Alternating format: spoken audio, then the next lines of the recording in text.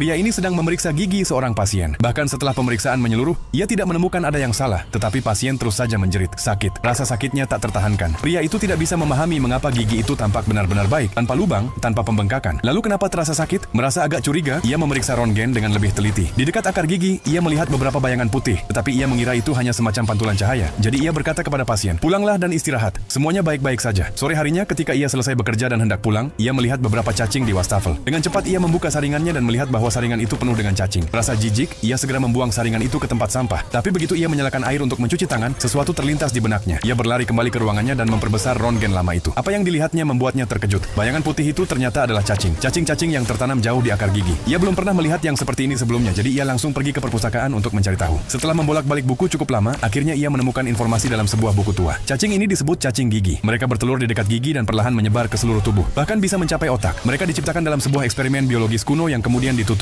Sejak saat itu, cacing-cacing ini tidak pernah terlihat lagi. Membaca hal itu membuat pria tersebut sangat stres. Pada saat itu juga ia menerima telepon dari rumah sakit. Pasien yang sama telah kembali, tapi kali ini rasa sakitnya jauh lebih hebat. Sekarang setelah tahu bahwa pasien itu memiliki cacing di dalam tubuhnya, ia terdiam sejenak, berpikir. Lalu ia memukul kaca dan berkata kepada perawat, "Gunakan sarung tangan dan kacamata pelindung. Ini kasus serius." Tapi sang perawat menanggapinya dengan santai dan berkata, "Cepatlah, kondisi pasien semakin buruk." Ia tidak punya pilihan lain. Dengan cepat ia mengenakan pakaian pelindung dan bersiap untuk melakukan operasi. Begitu ia membedah gusi pasien untuk mengeluarkan cacing-cacing itu, pasien mulai menggeliat seperti orang kesurupan.